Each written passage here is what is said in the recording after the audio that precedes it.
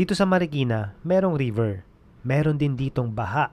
At marami din ditong pagawaan ng sapatos. Pero ang tanong, may craft beer ba dito?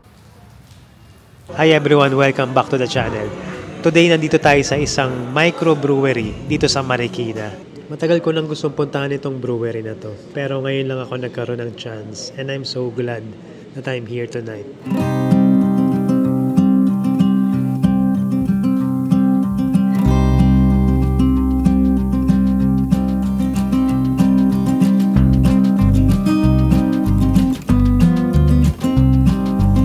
Ang mga available na beers ngayon dito sa Alcalde Brewery are Session Ale, they have Wheat Ale, British Brown Ale, Coffee Stout, Piña Colada, and then Red Ale. But now I'm drinking this big-ass mug of Coffee Stout. Yung Coffee Stout nila is 5% alcohol by volume.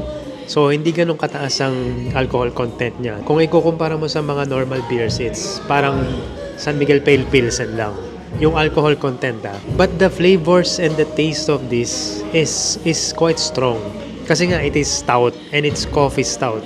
So, typically, ang mga coffee stout, mapapait yan eh. But this one, I was surprised kasi it's not that bitter.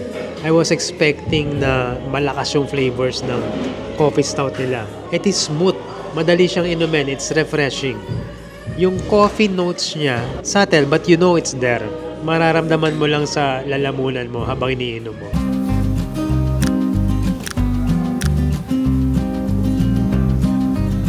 Itong Alcalde Brewery is one of the more prominent craft beer brewers dito sa Metro Manila.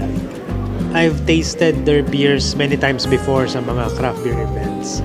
Lagi ko siya nakikita sa mga beer festivals na ina-attendan ko dito sa Metro Manila.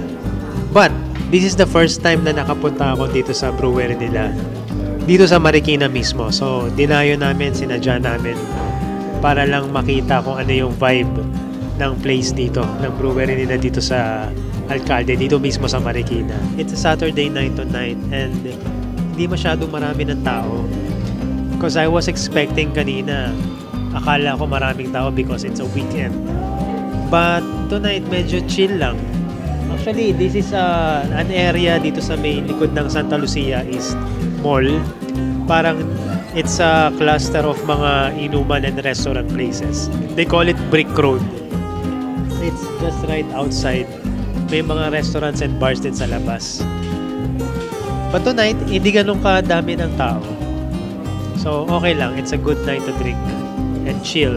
So, kung naghahanap kayo ng place dito sa Marikina where you can drink good craft beers, puntahan nyo tong Alcalde. I'm sure hindi kayo madi-disappoint. Bukod sa beers, meron din sila ditong kitchen. And they serve the usual Pinoy mga pulutan. But aside from that, they also have a brick oven. They also serve pizza na dito mismo binibake.